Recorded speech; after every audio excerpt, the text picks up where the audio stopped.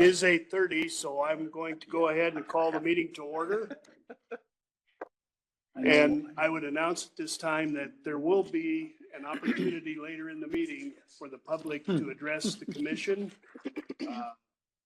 So when that time comes, we'll make another announcement. We've got a good crowd here this morning. It's a meeting that I think a lot of us have been waiting for a long time. So with that, I'll ask Amanda to take the roll. For the record, the State Highway Commission is assembled in the NDOT headquarters at 1500 Nebraska Parkway in Lincoln, Nebraska. The date is Friday, December 6, 2024, and the time is 8:30 a.m. A copy of the Nebraska Open Meetings Act is posted in the room. Koppel. Present. Fox. Present. Kindig. Here. Leaf Green. Here. McGinnis. Here. Mello. Here. Wolford. The next order of business in front of the commission today is to approve the minutes of the October 24th, 24 meeting. Second. Koppel. Yes. Fox. Yes. Kindig. Yes. Leaf Green. McGinnis. Yes. Mello. Here. Yes. Wolford.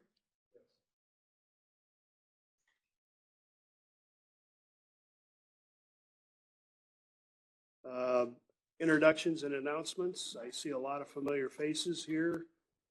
We do appreciate everybody who took the time to come in this morning. But with that, I'll go ahead and turn it over to Vicki and we'll listen to her comments as director. Thank you, Commissioner. First and foremost, this is a big day for the department, so I want to take the opportunity to thank the NDOT team in the room. It's not just a big day for where we are for innovative finance, but in terms of how the department works with our local governments, how the department is really dedicated to partnership. What we're going to hear today is some very good examples of our dedication and what it means to us and how we've progressed over the last 2 years under Governor Pillen's vision. And so I couldn't be more thankful to be a part of the NDOT team, and I'm very, very grateful to those in the room and for their commitment. A lot of our employees have 30 plus years or are on their way to 30 years with us. And so the dedication that they have to public service is absolutely amazing and motivates me every day. So thank you to them. To the commissioners, this is a big day coming. You have been after us to be better stewards of taxpayer dollars over the entire time I've been a part of transportation in Nebraska. We get to do that today, and we get to honor the commitment we've had to continue evolution of how we deal with projects in Nebraska. And to me, it shows your unwavering commitment to making us better. And so very much appreciate the support and just the candid conversation that we've had over the last couple months, because we didn't get here without challenges from ourselves as well as challenges from external. And every one of the questions that we've answered has made us better. And as we've moved forward with, is innovative finance the right thing for us? Is bonding the right thing for Nebraska? And can we do it in a fiscally conservative way? Every question from every single one of you has been thoughtful and the right source of, is this right for us? And I truly feel as though we've gotten to yes. So I want to thank you for your guidance, for your dedication, and for your attention over the last few months.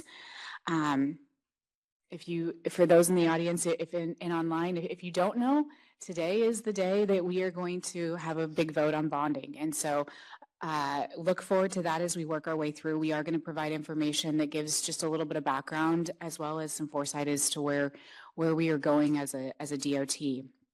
We're also going to have the opportunity to talk about our infrastructure hub, which is one of our labors of love over the last 2 years of how we get better about going after federal discretionary funding. And you'll be able to hear from that team that will walk you through how 2024 we were able to pull to the state as much as 2022 and 2023 together. And so that means that what we've done with $2 million is working. And we've safeguarded those 14 projects that are currently in project delivery, as well as started to really go after those additional opportunities that we see as a department within discretionary funding and make some of these projects that are either out in our local communities or within the NDOT system a reality. And taking advantage of the infrastructure funding is a prime priority of the Pillen administration, but also we need to table out what that opportunity looks like. And what we've told the legislature through our needs hearing earlier this week is, though we have once in a generation investment in infrastructure, as I've told the commission previously, that once in a generation investment is really 15% raise when we are battling 9 to 30% inflation. Now, we've seen that come down, and we were able to communicate to the legislature, the Appropriations Committee, as well as the Transportation and Telecom Committee, that we have seen those prices start to level out, but that still means from 2 years ago, we're looking at 16% increases. That does a lot to gobble up that 15% increase we saw in formula funding. And so we have to be better about going after these discretionary funds, but we still want to make sure that Congress hears our voice, that formula gives the best planning opportunity to the states. So as the new administration comes in, we're going to continue to work with them to understand what their abilities are to navigate the appropriations process, as well as get in front of the next authorization process, which will be in 2 years on a 5-year federal highway bill, so we can make sure that people understand the importance of formula funding at the DOT level. You know, the big portion of the drivers of how we pay for transportation is our federal bill, but as well, you know, we have the Build Nebraska Act and we have appropriations from the state level on user tax. Those are important too. And so we had the opportunity to explain to the legislature the about $150 million delta that we see across the board with transportation funding. And what that means is, with the needs assessment, we can say, based on what we need to be able to do over the next 20 years to keep the system in a state of good repair, here's what the investment looks like. And here's what we should be spending to keep up on that preservation and to be able to do these capital improvement projects that we've programmed out. That $150 million delta is quite large and growing. And so as we continue to move forward, you'll see some changes in how we communicate. And it's meant to not only look at project delivery, but also look at fiscally constrained ability. And what I mean by that is, as you look at the needs assessment for this year, you'll see on page 9 that we do actually project out when these projects can be paid for, as well as when they can be delivered. And so that was a big portion of the conversation with the legislature last year earlier this week, with what we can afford versus what we can deliver, and making sure that they're comfortable with where that number is at and where those years are. And if they're not, then we'll have to look at other methods of addressing our resources. So again, big week as well as a big day for the department, and very thankful for the partnership of the commission, as well as our Federal Highway Administration and our NDOT team. We couldn't do it without the support of our legislature and the governor's office, and without working closely with our local governments and our contractor and engineering communities. So thank you very much, and very much appreciate the opportunity to be here today. Commissioner? Thank you, Vicki. And as I mentioned earlier too, a big day for the Department of Transportation, something that's been talked about and looked at for many, many years. And I also am very proud of the fact that I'm able to set up here and see it come to fruition today. The next item of business, what we're going to do today is hear what the Department of Transportation is doing to help our local entities, cities and counties, and some of the programs that they have. And that's something that's been near and dear to me, where I've spent just about all of my career in local government. So with that, we'll turn it over to Jody and hear about the local assistance overview. Perfect. Good morning, commissioners. Thank you for the opportunity to be here. We're specifically going to focus on 2 sections of our division today that provide assistance to our local agencies. In a few minutes, we'll bring Sarah Sula up, and she will, she's our transit manager for the division, and she'll walk through the federal and state programs that we have to offer to our transit systems across Nebraska. Then after Sarah is done, I will jump back up here and give an introduction to the infrastructure hub that Vicki just mentioned, Director Kramer just mentioned a few minutes ago.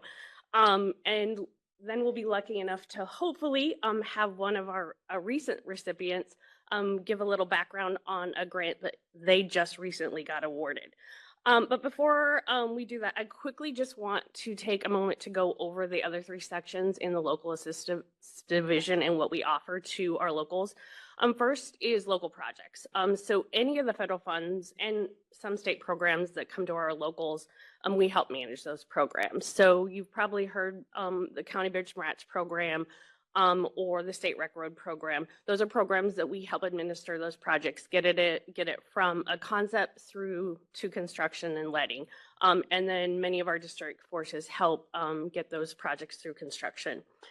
We also help manage many of the federal programs that we still have formula funds that come to Nebraska, specifically a bridge replacement program, our TAP program, which is our trail projects, and then also a lot of safety funds that are awarded through the department that go to our local agencies. So that's kind of the big role of local project section. Then we have a rail section. We have a section of federal and state funds that are allocated to help increase safety at our crossings. So that program is managed through the rail section. And then of course, coordination that we do with each of the railroads when either a local or state project is impacts the railroad, whether they're right away or close to their property. And then last but not least is liaison services. They're the board of, they help manage the board of classification and the board of examiners. And so they play a big role in making sure that we're meeting the requirements that were set out in the legislature for those two boards. So yes, those are the, just very brief overview of our sections within the department or within our division. So now I'm excited and happy to bring Sarah up here, which I know she is near and dear to your hearts. And I'm sure will be very thrilled to hear from her. But before she does come up, Sarah Bowdy almost a year ago was tasked with something that was very difficult. We were having many issues with how we were handling some of the requirements of the federal funding coming to Nebraska for transit. And she has just been a champion. She has walked in, she has stepped up. She has literally turned the program upside down, maybe not always the favorite person in Nebraska, but what she has done is really securing the funds that are coming, the federal funds coming to Nebraska to make sure that we do not lose them. So I personally want to thank her so much for what she's brought to not only NDOT and my division, but the transit systems throughout the state. So welcome Sarah to talk about the transit program. Well, that was quite the introduction. Feels a little odd being up here and not over there, but I'll get used to this. Commissioners, Director Kramer, thanks for having me. As Jody mentioned, I'm new to this role, so I'm still learning quite a bit, but if I've learned anything, this program is vital to Nebraska and especially to our rural communities. If I can remember how to do this. No? Look. There we go. Okay, so like I said, there's a lot of dependency on the services that this program provides, and it's only continuing to grow. On the screen, I've broken down the FTA program in which we receive funds from. First is the 5311. This is our rural program, so this is our biggest allocation. Last year, we received just over $11 million. Below that is our 5311 intercity bus program. So 15% of that 5311 main program goes to our intercity bus program.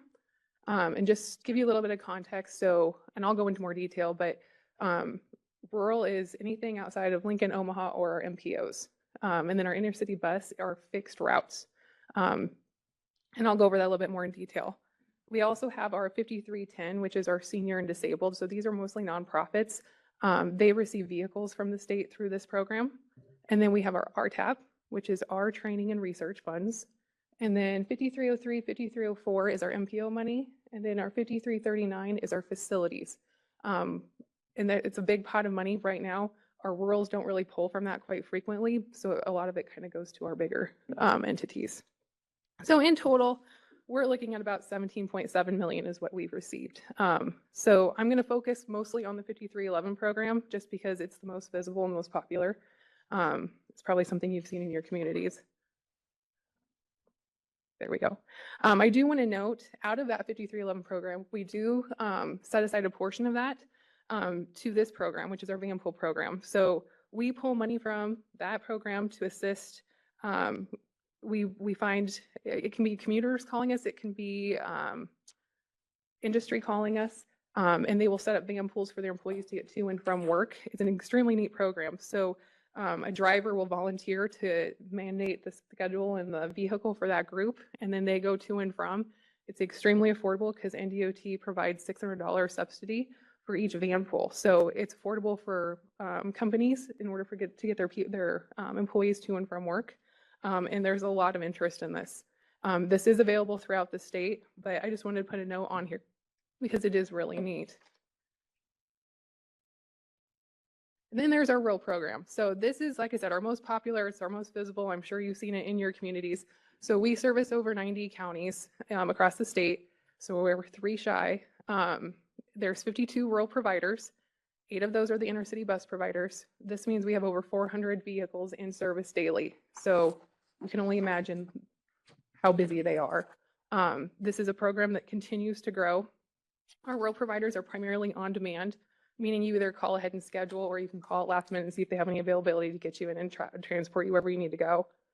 Majority of them don't have set routes. A few of them do, which we refer to as fixed routes. So they kind of have set destinations or set locations they go to each time, so you can jump on that whenever you want. So the benefits that come with this, obviously there's enhanced mobility. So if you're living in rural Nebraska, it doesn't have to be, this is no longer the handy bus. Let's just put that out there now. So it's no longer the old school handy bus mentality. This is public transportation. So it's something similar to what you would see in the city, but it enhances folks' mobility. It increases economic opportunities because folks are able to get better job access. They're able to get to their local stores. It's also cost effective. It's extremely affordable. And then just overall quality of life. So you don't have to be going to an appointment or to the doctor's office. You can be going to Bunko or the pool. It doesn't matter. You can hitch a ride on this anywhere. So it's very neat. There's a lot of benefits. So on here, I got to apologize because I know my graph's a little dark. So on the bottom, so this is 10 years of data. I just wanted to give you guys some context. So in 2015, we were looking at over 675,000 rides each year amongst our rural providers, traveling about 2.8 million miles. Fast forward to COVID, we saw a big dive. But now in 2024, we are finally back up to about 625,000 rides. You don't see a big climb in ridership, but it's kind of stabilizing out. But the thing I find the most fascinating is the amount of miles that we're traveling. So this just proves that this system is helping folks age in place, or allowing people to go back to the rural communities because they're able to get anywhere across the state. So a lot of the providers that we fund, they will go outside of the county, or they will go all the way into Omaha or Lincoln. It just depends on which provider you choose. So this is extremely interesting. It's something we're keeping an eye on. All right, as Jody mentioned, obstacles. So with any federal program, there are strings attached. So in our case, NDOT was hit with quite a few audit findings, both state and federal findings. It was in all aspects of the program, so I can't say it was one specific area, but we have redirected all of our resources to not only close those findings, but to ensure that those don't happen again. One of those areas is our National Transit Database, or you'll hear us say NTD pretty frequently. This is statistical and financial information that we have to receive from our subrecipients and report annually. So we're supposed to be receiving this monthly, and I'll get into why we aren't there in just a minute, but this was one of the areas we were delinquent in. Last year, I think we had 176 findings. This year we had, I believe it's 51. So we've significantly decreased that. Our subrecipient oversight, we just needed to strengthen it there, make sure that we understand what it is that they're doing out in these rural areas. Our guidance documents, we need to get some of those up to date and make sure that they were accurate and more in depth to give them more information so that our subrecipients can rely on that rather than kind of guessing. The other thing to note with these areas, and it just feeds into the overall findings, is there's a lot of change in staff out in the rural areas. Drivers, just kind of oversight positions out in these transits change frequently. I think it just comes with where you are located and how frequent you're getting rides that feeds that. So we're looking at opportunities to adjust that. Then we have our transit vehicle contracts. Those did lapse 2 years ago. And then the delayed subrecipient reimbursement. So if you've heard anything about transit, it's probably because they're behind in getting their reimbursements. That all ties back into our audit findings. So one of the findings was we needed to increase the supporting documentation to coincide with what they were requesting. That's a huge lift. It slowed things down significantly. But since then, we have, oops, I should change the slide. So this is what we've done to improve everything. So we've added additional staff. So NDOT staff, we have additional reviewers to help with the review of invoices and push those reimbursements through quicker. We've also increased our consultant staff to assist us in updating those guidance documents and even assisting us in reviewing some of those invoices, which again has significantly helped. We've gone from, I believe we had, I can't even think of the numbers. Right now we're at 34 completely caught up into the current fiscal year. And I think it was like a year ago, we were all within a year and a half behind. So we made significant strides. The new guidance and tools. So we've pushed out new guidance documents and tools to assist them in understanding how that guidance works and make their jobs a little simpler out in the field. In addition to those documents, we've also held trainings to walk them through how to use those tools and what the new guidance means for them, meaning what's allowable, what's not allowable, what do they need to be aware of, what trainings are they required to do. So we've seen a big turnaround just because of that. We've also updated our driver training schedules. So we have a set schedule. We're contracted with UNK to provide that training. In addition, we've added an on-call option with the goal of getting our new drivers trained within 60 days of hire. So if they can't get into a set training, they can request an on-call and we can have a trainer go out and train them. And then we are also holding a transit manager training annually now. So this year's was extremely successful. We plan to continue that going forward and just make sure they're aware of new changes and what that means for them. Our transit website. So right now we have a standalone transit website. That is going to be transitioning to NDOT. So we will be managing it in-house, which I think will, in the end, help everyone. We'll be able to update it quickly, make sure that it's a little less cluttered and make it easy to navigate. We're going to be for 26-27 funding, for operating funding. They're going to be applying in March. One of the requirements for that now, which we've never required before, is they have to have transit software. I don't believe there's many states that do this, but the goal with this is to help us ensure consistency across all of our providers when it comes to reporting. Because we've been so deficient in reporting to the NTD, we need to make sure that they're reporting the right data when they're supposed to be. So the software will alleviate some of those questions they have. And then just evaluating risk, we're adding on-site evaluations. So if they're new or if maybe they're seasoned, but they're struggling in one area, we're now sending folks out on site in between their official reviews, just to kind of give them a dry run and help them work through any things that could be red flags. And then the last two items, and then I promise I'll let Jody come up and talk about the infrastructure hub, the statewide gap analysis. So this is something that we have been working with. We've teamed up with UNO.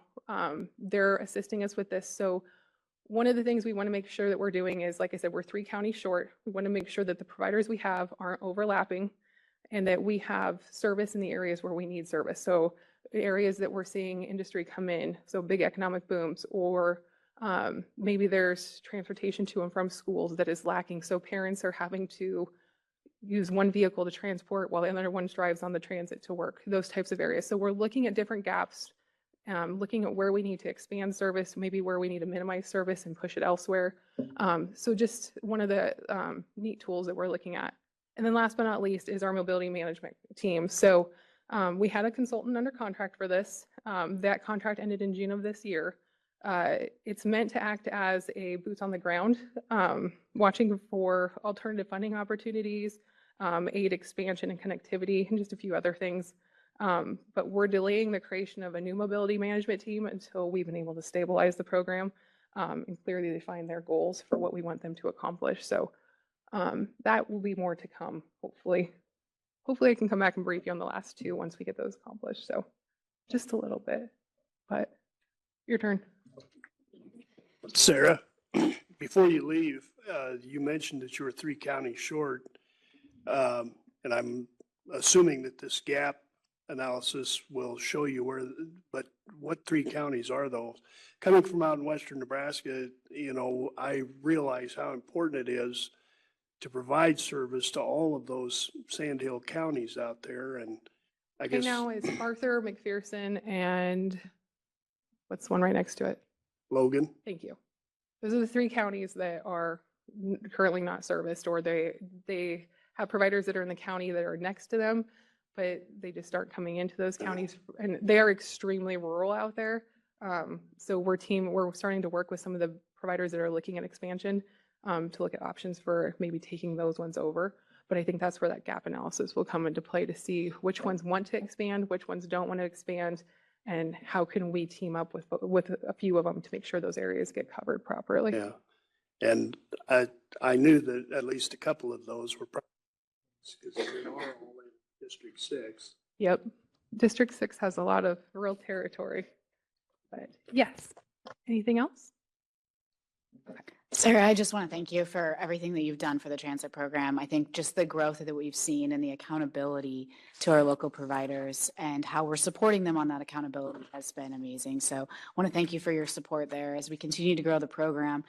That transparency and that accountability is large for us because we can't continue to provide resources without making sure that we're being good stewards of the dollars that we get. And so very much appreciate how we've upped our game there. So thank you, Jody. Thank you.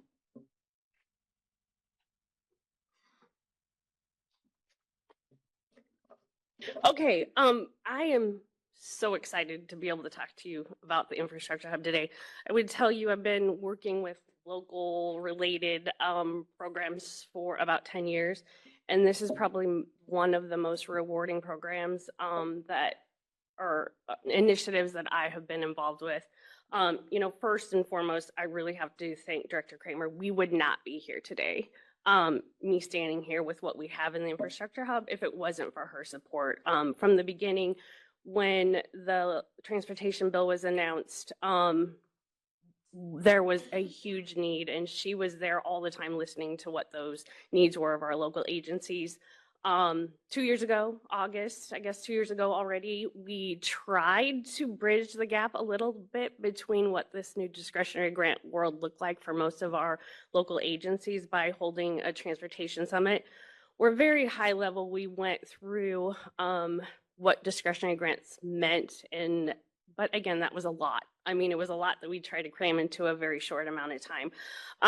But it was a start, right? And so we knew that there was an additional need that we needed to continue to help provide our locals. And really what we heard along the way was, you know, we don't have the resources and staff to put together grants to even get them submitted, right? So that's really what brought about the creation of the infrastructure hub. I have two people that really should receive most of the credit for the success that we've had. They've been in these positions for maybe 8 weeks now, so very new to it. But what they've accomplished in those 8 weeks is just amazing. And we have some, I have some data to show you a little later. But Jenna Haybecker, who is our highway planning manager, who leads the office, and then Dina Harris, who is our highway program specialist, have just been instrumental in making this a success. They're actually up in Mappa today, meeting with some of the entities there. So that's why you get me and not them to talk about the hub today. But again, I hope you get the opportunity to meet them. In your packets today or right in front of you, I gave you both of their business cards. because I really think you having those names as you're out talking to the people that you deal with on a daily basis, we want your support. So having their names, I think will be beneficial to you. Oops.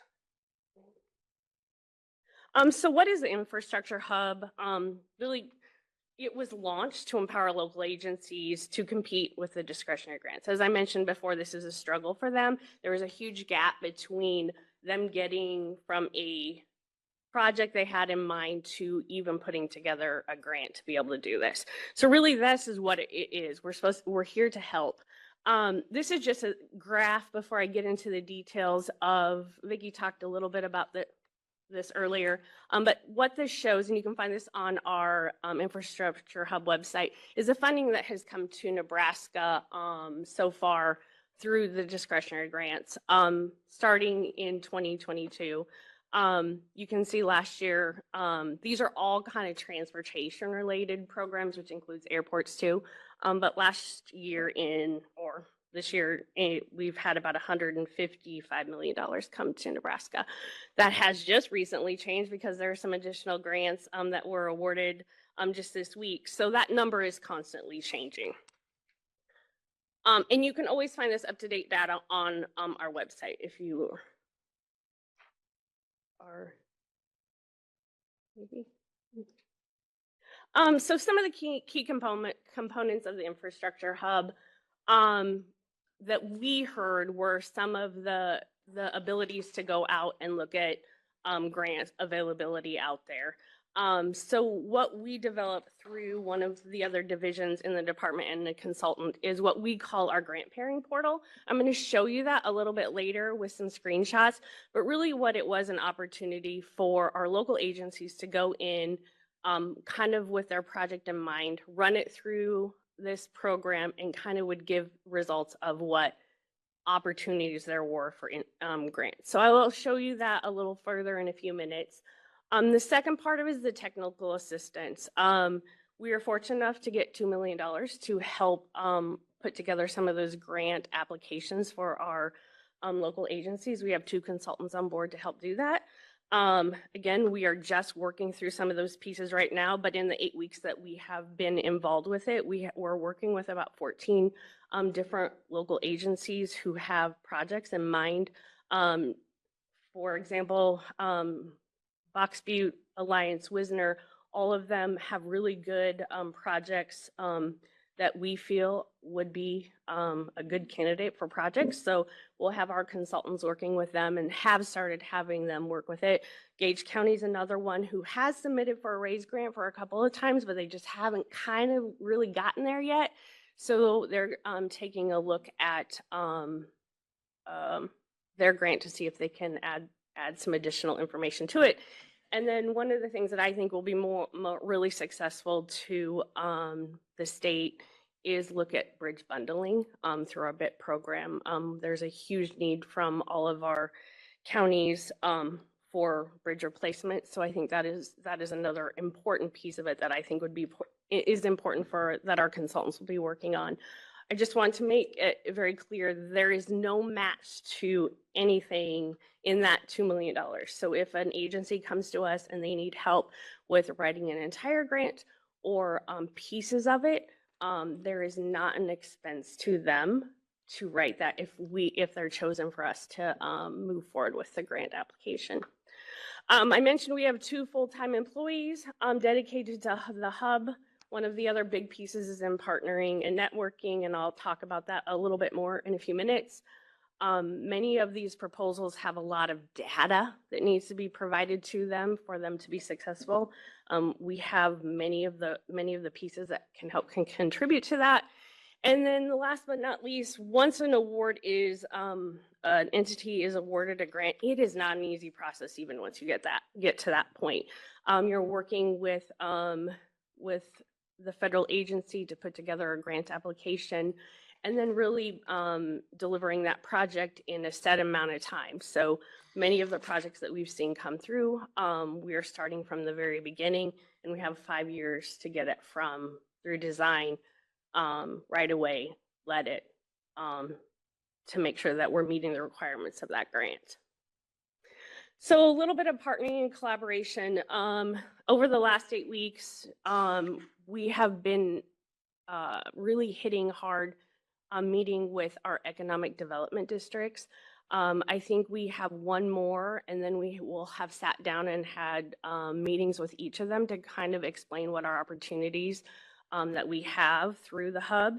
I think one of our things that we're up against a lot right now is many entities' standalone projects may not necessarily fit a discretionary grant. And so we need to really try to get some of our counties and maybe some of the municipalities or smaller communities, villages talking together so that we can put together a package and application that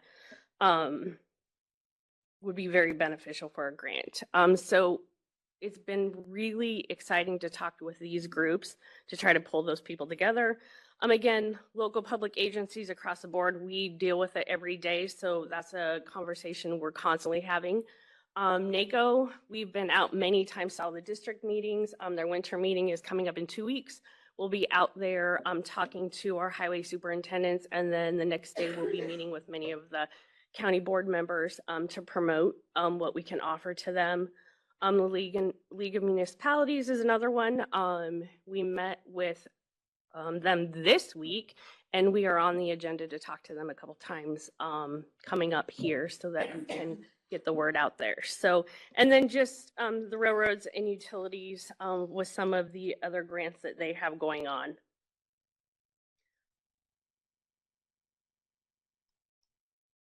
So next, what I really just want to go over is really what our infrastructure hub website is and what we have to offer.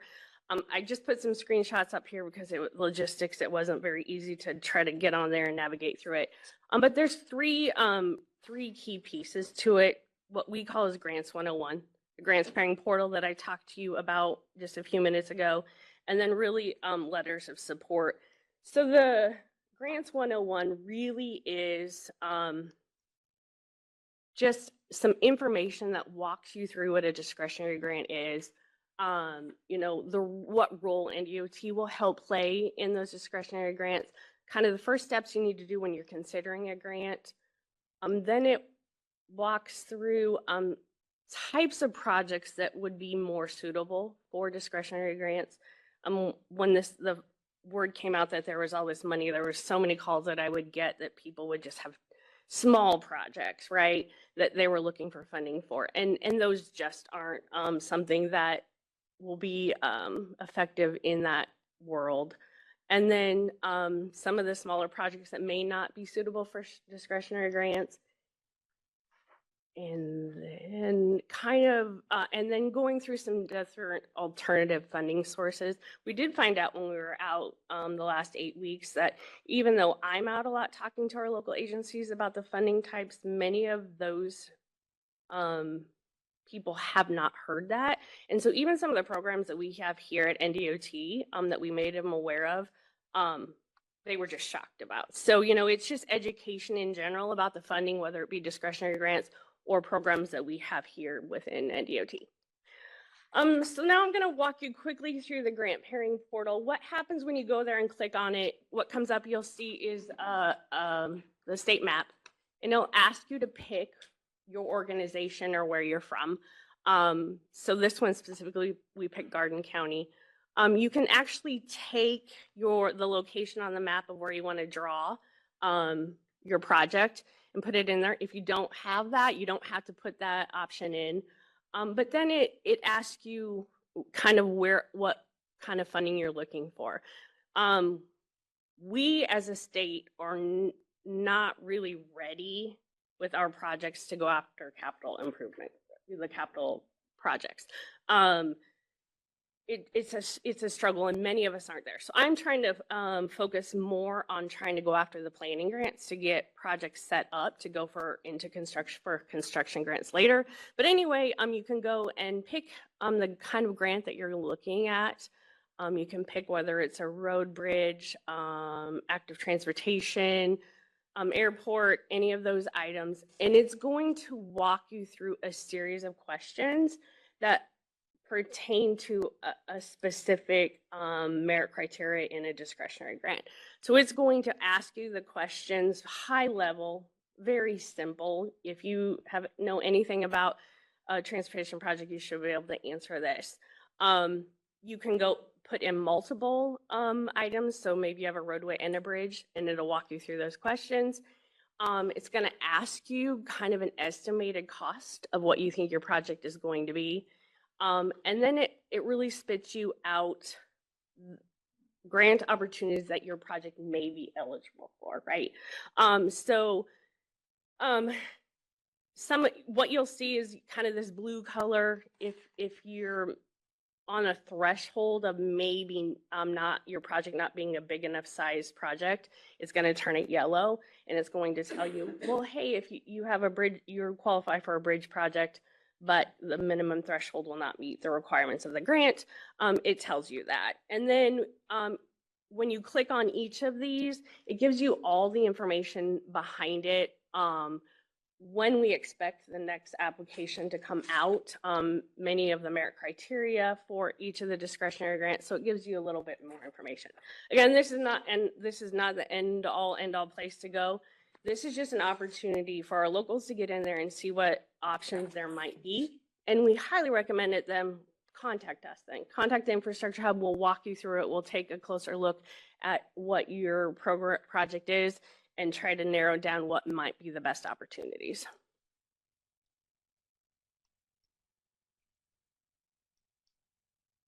And then the last piece of the website is really the letter support. We have, over the last 2 years, just gotten requests that came in, and we were pretty good about giving letters of support to anybody who submitted anything to us. But what we're just asking for is a little bit more information about what your project is if we were not involved in helping develop it. So when we are sending letters up of support for Vicki to sign, we know that it's a good project for Nebraska, and our support, we understand what our support is that we're giving to the project.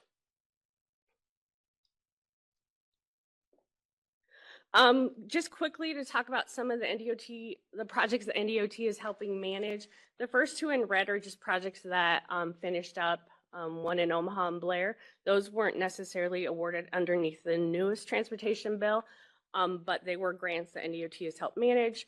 You can see the rest of them: City of York, Beatrice, Lincoln County, Ames, Fort Crook Road, and then Luke County bridges that just got awarded about a month ago, I would say. And then we also are helping manage some of the congressional direct spending grants that have come to Nebraska over the last year. This is just a snapshot of our grant pairing portal and what we're seeing for hits in it. This was actually last month, but we had 55 entities go in and have projects that they actually put into the portal, which is very significant and exciting. So this tells us who's been in there and into the portal, and we're taking that opportunity to reach out to them and say, hey, we saw that you have a project. Is there something we can help you out with? So this is a great tool for Jenna and Dina to use. And then the last thing, of course, we always, performance measures. Like, we always want to measure what we're doing. This was ran last Friday. This is already so significantly changed from when we ran it yesterday. But as of yesterday, I think we had 2,200 website hits. Hours that we've assisted our locals is, I think, up to almost 40 now. You see the number of miles that we've been traveling across the state, and meetings that we have, and emails have been sent. So we're continuing to track this. Once we get into actually assigning our consultants to work on the grants, we'll be tracking the success the hub has in getting a project through the grant process and hopefully to award of a contract or a project. The last thing that I wanted to point out is I also put on your, next to your, stuff is our, QR code to our website. I guess really just my ask from you guys is if you are out talking to people and I know you guys hear constantly about needs, throughout Nebraska, send them our way, right? We are here to help. We have resources to help. We have some funding to help with putting those, grants together and, yeah. So any questions about the infrastructure hub? Perfect. I don't, I don't have any questions, but I can tell you that out in our area, again, that I've received a lot of positive comments about the work that you're doing. I know that it's always been a problem in some of the local entities, not having the expertise to pursue some of these things. And like I say, a lot of very positive response that you guys are very helpful in helping them get some of the additional funding that they really need. Yeah. And even beyond funding, I think it's education too, right? Like we like to throw around all these big acronyms and we think everybody understands what that means. And like there's many people that we went and talked to them, and they're like, thank you just for helping me understand what discretionary grants means, because the concept is just not there. So, the bigger piece is education, because then it gives them the ability to go, okay, no, I now understand this is not a good project to go after funding for. Let's look at other opportunities that we have. So, yeah. So perfect. Well, with that being said, I see that one of our latest recipients of a discretionary grant has come in, and so I'm going to bring up Tobias Templemeyer with the City Administrator from the City of Beatrice, to talk about a recently awarded grant that they received that we will be working with them over, the next 5 years to get through design and construct it. So thank you. Good morning, Tobias. Good morning. Yeah, so I'm here to talk a little bit about our project in Beatrice. Everything Jody said is correct. There are a lot of acronyms. It's very confusing. It's a very daunting process to go about getting a grant like this one. So if you're not familiar with Beatrice, we're at the intersection of Highway 77 and Highway 136. The two of them intersect in our downtown. And so Port Street, or Highway 136, has been the major hub of our community forever, right? I mean, it's where all of our parades go. It's where all of our economic development started in our town. And having the two highways intersect in our community has been both a blessing and a curse, right? As you can imagine, as traffic volume increased, as truck traffic got bigger, essentially our downtown became a concrete highway, is what happened. And it became very much not pedestrian friendly. And so it has been a goal of the cities to have a bypass of our downtown for decades. In fact, when looking, 2001 was the earliest that I could see that the city council made a goal to have a bypass of the downtown. But as you can imagine, an idea like that doesn't happen overnight. And so, it took us many years to get here. 2009, we brought a group in of outsiders, architects, engineers, to kind of help look at our community. And they came back with really two action items that were pertinent to this project. One was to get a common ground on your downtown traffic. As you can imagine, you had people who wanted to keep it all downtown because those were people buying goods in our businesses. And you had a group that said, get them away from here because shoppers won't come downtown. And they said, you need to find where that happy medium is for your community. They also said you need to develop streetscape plan. Your streetscapes are just concrete everywhere.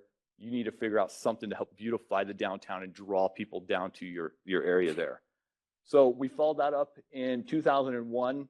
And this was the first time we did a downtown revitalization plan. And this was the first time we had anybody actually sketch out what a bypass would look like.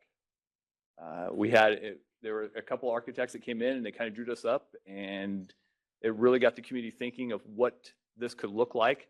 We didn't know if this plan would work. We didn't know if NDOT would accept it. So we started down that path. And so the next thing for us in 2014 was to hire an engineering firm to do a feasibility study. is it possible to move the highway? And if so, what's the cost? And then would Department of Transportation support such a move? And I will tell you that I think the cost was a little eye-opening to some of our council members. Right? It's not an easy process, but NDOT's been great working on this project through the entire project. And so we want to make sure we say thank you to them. After this 2014, 2011 picture kind of came out, it really kind of sat idle in our community. A change like that in a small town, that's a lot of change, right? I mean, we got to let that marinate for a while. We got to let people think about this project for a little while. And it wasn't until 2022 where we got some new council members elected that came into my office and said, where are we at on that project? So what do you mean, where are we at? Like, there hasn't been a lot of political will to kind of move this thing forward. And I said, one of the issues is we have to show them what Court Street will look like when we're done. We can't simply move the highway and leave the old pavement in place. Nobody's going to go through a remodel of your house if you don't get to live in a beautiful bedroom or bathroom or kitchen when you're done with it, right? All we're telling everybody is we're going to move the highway, we're going to tear it up for a couple of years, but we're not showing them the pretty picture of when we're done. And so in 23, we hired a firm to come in and do a Court Street corridor study for us, a master plan, and they helped us draw in what Court Street would look like when we're done. All the pretty pictures. It's got the benches and the rain gardens, and it's got decorative lights and all those mid-block crossings, all those things that make it so that pedestrians want to come to your downtown and spend time. And obviously, if they spend time, hopefully you're spending money, and it makes it for a nice environment. And so this really helped us kind of get that plan really solidified and gives a cost of what's going to be to beautify this area. And so in 2023, we applied for the RAISE grant. We did what a lot of communities do, right? We thought, well, I've written other grants, I can write this one. And we tried it in-house. Myself and the city attorney rewrite most of our own grants. Yeah, that didn't go well. I don't know if you've seen one of these discretionary grants, but it was unbelievably challenging. And the cost benefit analysis you got to submit with it, I had no idea. One of the questions was how much CO2 are you going to save by this project? I have no idea how to calculate that. I'm thankful there are guys who know how to do this, right? But that wasn't expertise that we had in-house. And so in 2024, we went ahead and hired professional grant writers to come in and help us. And we had to hire an outside firm then to write the BCA for us. And we spent $130,000 on our grant application. So you can imagine the benefit that Jody's program that she talked to you about, what that means for communities to help them get projects ready and prepare it for that process. Because luckily our project was one that could qualify, but I hate to see a community spend a lot of time and money on a project that's just not ever going to get there. So we applied again in 24, and obviously we were successful. We got $21.4 million. Even our grant writers weren't sure when we submitted it. We actually submitted the application in two parts. It was like, please, federal government, fund one of these two, either the highway move at 15 million or the beautification at 5. Like, pick one, we'll be happy. And so we were tickled pink when they came back and did both of them. And I think all the steps that we took to get everything lined up and ready to go, as you can see, I mean, it's decades of work to get there. It was an idea that happened overnight. I think the letters of support from business owners, we made sure that we got letters of support up and down the new corridor of the businesses that are going to be impacted, make sure that they were on board. So that was very helpful. I also have to say, help NDOT and all of your staff. Khalil's been great. We've had many meetings where I think we had little panic moments from the city side of things, trying to figure out how do we just move this project forward, and a very calm and reassuring, here's the right steps, here's where we need to go look, and send us in the right directions to help us. Jody and her team are wonderful to work with afterwards. In fact, I think we got a shortlisting here meeting shortly to work on engineering firms, trying to get my council to understand that, yeah, this is now a 5 to 7 year process. Slow down. So we're very excited. We're excited for this project. We're thankful for everything that you guys have helped us with. This will be transformational for the city of Beatrice. If you haven't been to Beatrice, I encourage you to come down now, look at what it looks like, and come back after the project is done and see the difference, the change. Our downtown will go from two highways intersecting it with truck routes on north, south, east, and west sides. We're all boxed in with traffic to hopefully all the traffic being moved off to one road, which then allows the pedestrian-friendly atmosphere to develop in the downtown. And so the city now is actively working on what type of business to recruit here. How do we fill this in with the right areas so it can continue to grow and prosper in the future like we want it to do? So unless anybody has any questions, I just want to say thank you. Any questions for Tobias? Thank you, Tobias. Thanks, Jim. And I just want to say thank you. Telling your story is huge for us so that other governments can understand and other communities can understand what the opportunity is. There's a few things that are important to how we got to the thank you, and that is, with the bipartisan infrastructure law and Nebraska's approach to the buyback, that meant that the bipartisan infrastructure law changed the fact that now these local governments are direct recipients. So NDOT was no longer really in charge of how we move forward with the priorities. That shifted the game and how we needed to provide support. And so for us, local communities are valued at a higher level than state governments are typically within USDOT's approach here. And so really getting local governments to go after the opportunity to dust off those plans that they've been trying to make happen for 20 years, and then show the dedication and hustle through the burdensome documents, that's a lot of work for a local government. And so it took us a while to understand what we as a DOT, what our role was, and making sure that we stood something up that was agile enough that could grow with our local governments, but we didn't overcorrect. We've seen some states really throw a lot of resources here. We needed to make sure that it was the right thing for Nebraska and that we had both the front end support that was needed, but also that we could make sure we had enough staff for the back end. As Tobias said, this is going to be a 5 to 7 year approach, but we really have a grant agreement process that we have to be pivotal partners in. And so though we may not have provided a ton of assistance on the front end to some of these projects that were 2-3 years ago, we're still providing and managing that grant on the back end in partnership with Federal Highway and that local government. So that support is not going to be impacted by what we're doing with the infrastructure hub.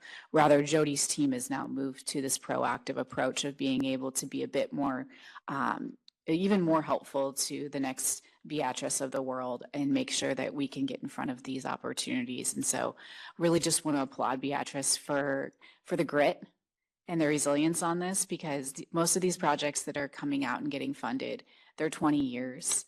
And these council members have lived in their communities and heard about these projects for 20 years. And so to take it on and say, hey, this is going to be a real reality, there's a lot of political will that comes with that and capital. So want to thank everyone and keep encouraging the communities and commissioners for you to work with your communities and say, hey, the game has changed.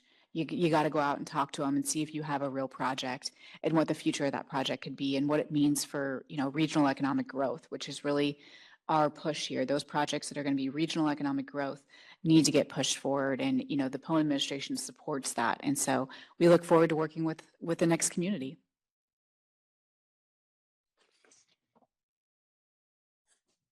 Thank you, Vicki, and thank you, Tobias, for coming in and sharing your success story with us today.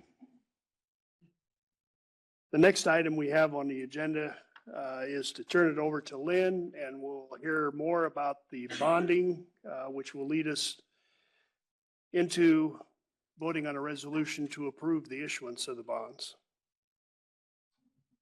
And I'd like to invite the others to join me at this time, and we'll address you in panel style today to make sure that all of us have a mic and an opportunity to address any questions you may have.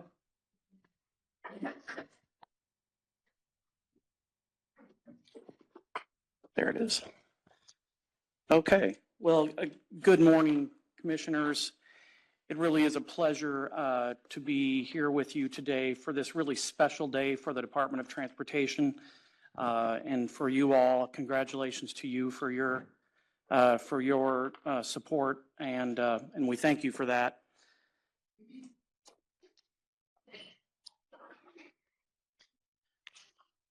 Okay, make sure I'm getting the clicker right here too. So joining us today, our advisors Scott Keene of Piper Sandler and Greg Dietrich of Kutak Rock are here with us again today. Also joining the panel today, some of you may already know, is Marty Bundy, Assistant Attorney General in the Attorney General's offices, Transportation Bureau. And Marty's also been serving with us as a member of the NDOT Working Group. Quick recap of your October meeting where we last visited about the Highway 275 Expressway corridor and the issuing bond financing for that project. I'd like to quickly recap those. We discussed NDOT's intent to recommend bond financing for the completion of the US Highway 275 Expressway system corridor from Norfolk to West Point. We shared the timeline of events that's been established. We presented the draft of the resolution to approve issuance of bonds and the draft of the indenture of trust. And finally, the commission authorized appointment of Union Bank and Trust as bond trustee.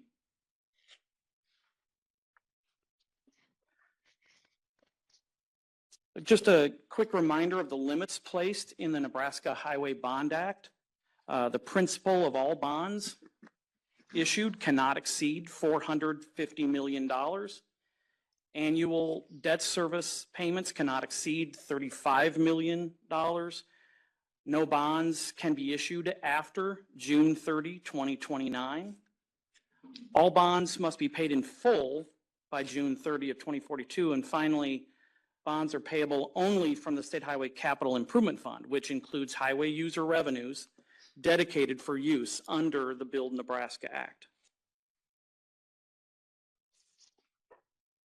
So this timeline of events we've shown you at each of your meetings, beginning number one there, beginning on August 23rd, we introduced the Nebraska Highway Bond Act to the commissioners, the commission's role, the key participants in a bond issuance, and when we first introduced this timeline. We also discussed the bond financing documents that the commission would be reviewing. On October 24th, the working group reviewed with you the draft bond resolution and indenture of trust. And we also, as I said earlier, received your approval, authorization for Union Bank and Trust to serve as bond trustee. And the other one I'll highlight here is today, we are recommending to the commission your vote to approve the resolution to approve issuance of bonds. And this approval on the resolution includes approval for the chair and NDOT director to sign the indenture of trust agreement with the bond trustee, Union Bank and Trust, on the commission's behalf, and also provides your approval for the chair to sign the agreement with NDOT regarding future NDOT DCPC limitations. So after today, the next steps will include the NDOT working group and our advisors finalizing preparation of all materials for the competitive sale to occur early next year, such as those documents include such as a preliminary official statement, a notice of sale, and then also finalizing the indenture of trust with the bond trustee. So the documents for your consideration today. In the packet that we provided you is NDOT's formal written recommendation as required by statute section 39-2203.01 to issue bonds under the Nebraska Highway Bond Act. Your agenda today includes a vote to approve the resolution to approve the issuance of bonds. Since your October meeting, there's only been a few relatively minor changes to the resolution that you'll be voting on today, and also to the indenture of trust, since you saw them in draft form at the October meeting.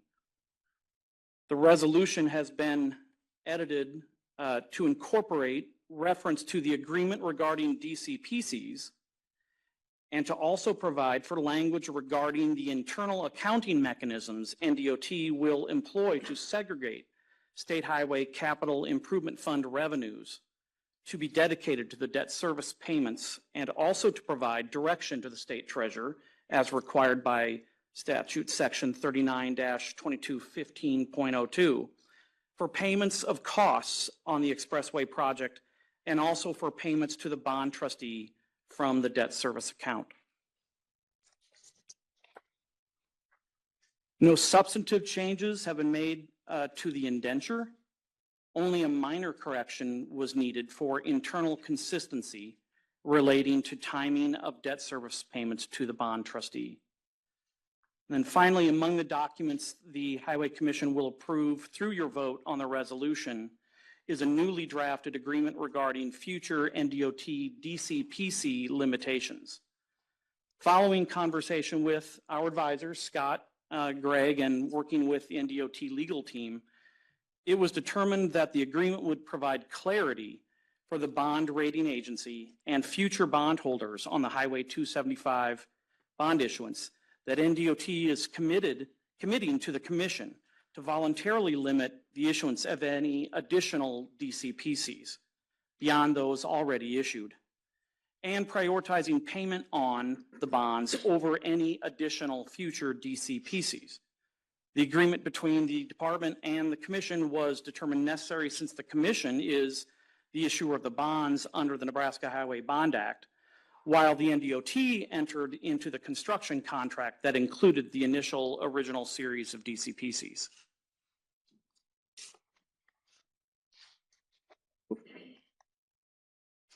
And with that, that is the formal presentation today, and we'd be happy to address any questions you have.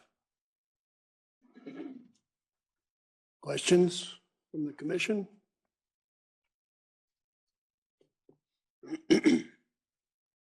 If not, I would just like to commend all of the people who have been involved in bringing us to this point. I know that I have worked on several committees that have recommended this for the last 25 years. And so it's eventually got to the point where we're ready to act on it today. And I think it's a big step forward for the Department of Transportation. I think it's a big step forward for the people of Nebraska to see some of the things completed that have been looked at and promised for a long time. And so with that, I would ask that Amanda call the question if there's no other comments or. You want a motion? Yes. I'll move for the approval of the issuance of the Highway Improvement Revenue Bonds Resolution number 2024-3, and also move for the approval and authorization of the agreement regarding future NDOT DCPC limitations as presented this morning. Second. Yes. Yes. Yes. Leaf Green, McGinnis, Yes. Mello, Yes. Wolford. Congratulations. Well, thank you very much. I want to take a quick moment to thank Lynn Heaton as our Director of Innovative Finance and our Controller Division for all of their work that's happened to get us to this point. Our advisors have been wonderful during this time. This really shows a leadership from the Pillen administration for us to be able to, as a DOT, use the tools that other DOTs are using in our nationwide best practices on innovative finance to be able to move projects forward. So what this means for Nebraska is that we are getting more and more innovative every day.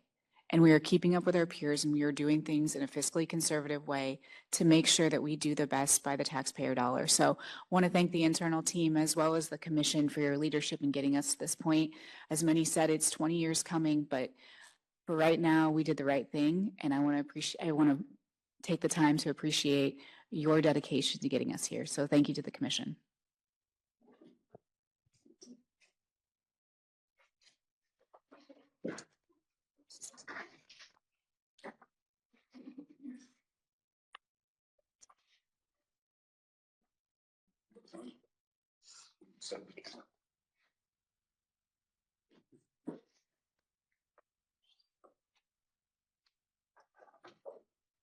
Okay, now that we've gotten that taken care of, and again, I commend everybody who had any part to do with this. A huge step for the Department of Transportation and the people of Nebraska. The next item on our agenda is to discuss and review the calendar for the upcoming year. Amanda? Yes, as has been done in prior years, I've provided different options for the 2025 calendar. Two of the options, again, have two Thursday evening meetings, one in the typical months and one with a few alternative months. And then the other two options are all on Friday mornings, and one is in the typical months and one with a few alternative months. We can discuss this now, or? The only thing that I wondered about that is we have tried a couple of meetings in the evening. And to be quite frank with you, it doesn't appear that that's really affecting the attendance at those meetings. So I don't know what the other commissioners feel about that, but I'm open to whatever. But again, the idea is that we thought that we'd get better attendance by having it in the evening. But again, it doesn't seem to be making a big difference.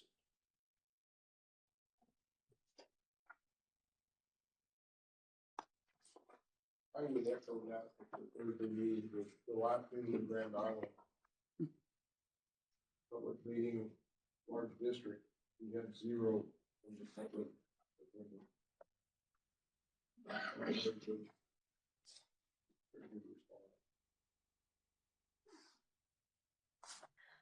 So with that, I suppose the question is, do we want it in the usual months that it always is, or there's a few off months in there?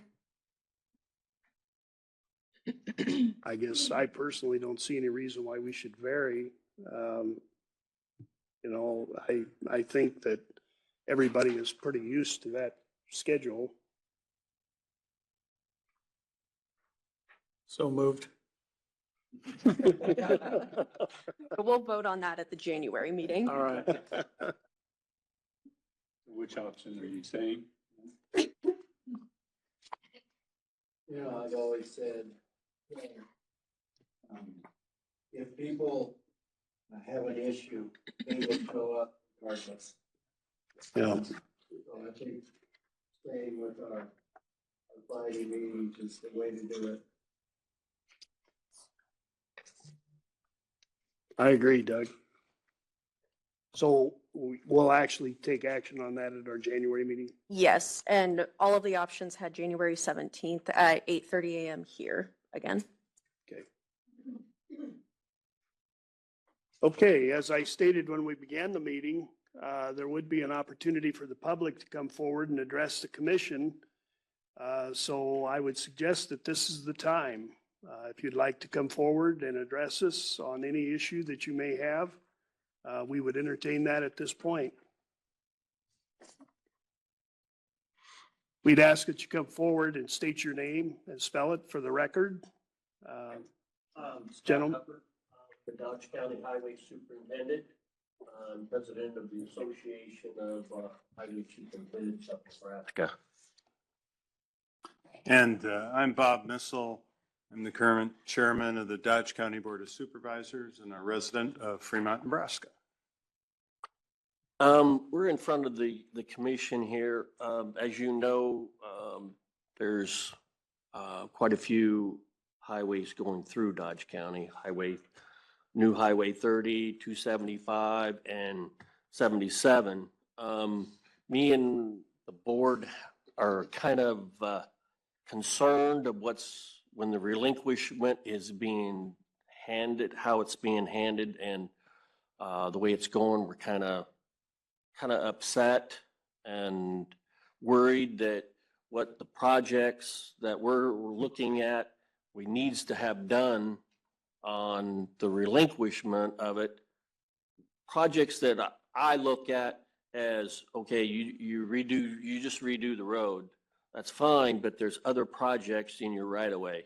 You have structures, you have dirt, you have ditches, and there's no drainage. I have asked the department to go through it with them about redoing some of the structures on there before it's relinquished to my board. Some of the ditch clean out, and I get no. There's actually trees that are going to fall over. There's a lot of problems that are getting turned over. Another concern I has, you still have construction going on 30, the old highway, which is now Platte River Road, that's going to be relinquished to Dodge County. You have construction on it right now. There is contract on it. It's not done. I have no problem of helping out the state and cleaning the snow off, mowing. That's not the point. But when it's not done and you're opening it to the public, what's going to happen if I've talked to them about liability on it. I think that I think there's going to be more than liability accidents when a project's not completed and you're already trying to get. We don't have the problem of pushing the snow off.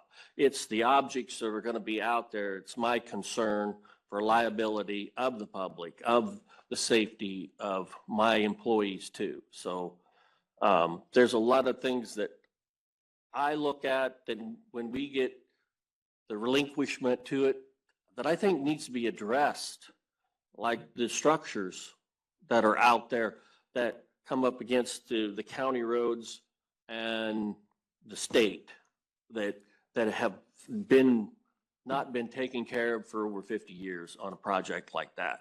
And then you turn it over to us. I've drove that road now for almost 8 years. When it rains, 1.5 inches, there's water sits on that road. That's unsafe. Granted, you guys are just going to redo the road, but you're still going to have water setting on that, and putting it blacktop and around, it's going to be more unsafe. And so trying to put in the burden and just handing it over to us with that being unsafe, the drainage and stuff like that, I think it's going to put a burden on the taxpayers of Dodge County for us to try to fix that after wrecks happen and stuff like that. So I know there's a lot of projects going on up there. I've been working with the state. We're all for it. We're all wanting to take the relinquishment, but seeing what's happening, we're concerned. So, For those of us that aren't necessarily familiar with that road specifically, when you use the term structures, can you describe for us what that means? okay, as you know, as county roads that meet state roads, gravel roads that come out there, whether they're paved or not, there's structures of like concrete culverts, steel culverts, stuff like that. In my taking of the maintenance of that, we do the surface maintenance. The counties do the surface maintenance. When it comes to replacing that structure underneath, that's construction. In my concern, that's construction. That should be the state's responsibility to take care of that structure. It's in there right away. And when it's plugged, when it has to be pulled out, that's construction to me. I have no problem with the maintenance, putting gravel, grading the roads up into the state right away. It's more the structures are damaged and they need to be replaced. And you hand over a road like that, which there's a lot of structures on it. I mean, I've counted up the structures that come into your state highways. I have almost 200. If you're making the counties doing that, that's a lot of money. And then, we have to go get engineers. It has to be engineers. We got to get flagging. It's a lot of work, which it's on your right of way. So that's where I was getting at the structures. Thank you very much. You bet. And just to support our highway superintendent. This has been going on a long time, and first off, we appreciate the cooperation with the Department of Roads throughout this. This is a massive project, and of course, it was a big piece of the new alignment, but ultimately, the county agreed to take on 16 miles of the old Highway 30, which now is referred to Platte River Road. And I've served on the county board for over 20 years, so I signed a lot of documents and participated in this ongoing process. And just to, I think the big picture for our board was that when it was presented to us, it was made very clear by our district engineer at that time, Tim Weander, that when the county was given that right of way back, that the roads, the bridges, the ditches out to the right of way would be returned to us in a modern state and ready for at least the next 10, 15 years. So, and I know that's Scott's concern is that the road's getting repaved and the bridges work's being done, but the structural work when it comes to culverts and where they intersect the at-grade crossings, that doesn't seem to be addressed. Okay? Yes. Nikki, do we? Sure. My understanding is that we've had pretty good communication throughout this issue and continue to work with Dodge County on it. So want to thank you for your cooperation, for working with our team on this issue, and for being here today, because it does take the effort to come in and to share your concerns with the department. So very much thank you. I do have a question. You talked about the liability portion. My understanding is we've taken care of that to clarify that the liability will still lie with the department, correct? I did get an email stating that but I have not had the letter in writing yet. Okay, you The don't have that signature. letter. Okay. I have it in the email, but not in writing yet, but it's being, Yeah, I believe our district engineer addressed that it would be presented at our next county board meeting. Okay, so that is in motion. Yeah, and motion hasn't happened. And then I'm not familiar with the relinquishment document, but typically there's resources that come with relinquishment. Is that a part of your deal that you went through with Plan in Hand? I did, when I talked to Tim Weander at first, he said I had to wait. Okay. So, and propose it, what I think I need. When we walked it, I don't know how many times, and we talked about the bridges, I talked about the structures. It didn't get on the plan, but I presented it to the district and to the engineer. Okay. What my problems were and stuff before even the process of doing any kind of construction out there. Okay. It was proposed to them what I would like to see. I mean, before Dodge County takes it over, for the traveling and the safety public is what we need to be looking at. And those were the things I was looking at. You turn it over to Dodge County, I'm going to have to fix those problems. Mm-hmm. So In our typical practice is similar to what you represented as being the district engineers. The guidance there is the road is in a state of good repair. And so we'll continue to work with you on what that definition is. Typically, we walk through that at Plan in Hand, and so I'm surprised that didn't come up at Plan in Hand in terms of what this looks like and what the requirements are or the expectations from the local community. So we'll work through that. I want to make sure that your constituents understand exactly what it means for relinquishment as well. Obviously, we're dedicating ourselves to a new highway, so typically relinquishments mean that we're giving that road back in state of good repair to the local communities, and typically resources come with that. So if that expectation is not being met, our Deputy Director of Operations will continue to work with you and the district engineer to make sure we get to a point where we're all comfortable, or at least we all understand where those decisions came from, because that's the last thing we want is there to be any level of confusion as to what the department agreed upon versus what we actually did. So, well, in the Plan of Hands, I was told long time ago, when the construction that was going to be separate. okay. That the road Plan in Hand was the construction of the road, but not the the right-of-way structures and trees and ditches and stuff like that. So I had to keep proposing that at a later date and keep proposing. These things are concerning Dodge County, not only me, but Dodge County. Absolutely, and I understand that, sir. I'm surprised on the trees because we typically wouldn't let trees grow in our right of way if they were a safety concern because we have traveling public on it. We still have the liability, but the culverts in those pieces, I can see how you would need to have that clarification in a separate piece. So, like I said, we'll continue to work through on the Deputy Director of Operations, but appreciate you being here and bringing the context to the commission so that they understand how some of these relinquishments work.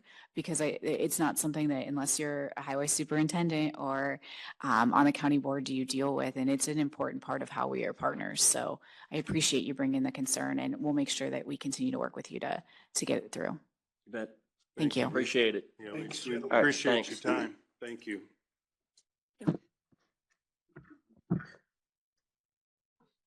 Anyone else care to address the commission?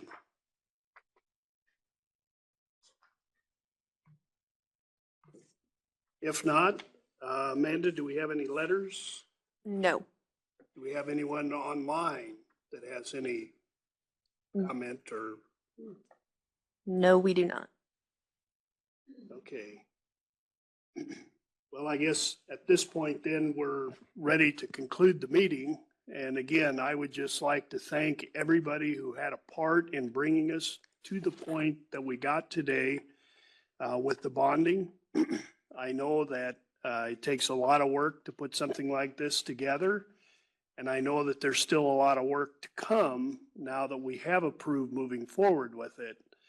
So after quite a long while of making recommendation and coming back, we appreciate that the governor, the Department of Transportation, and I know the people of Nebraska will appreciate the results of what we did today. So with that, if there's no other comments from the commission or the public, I would say that we are adjourned.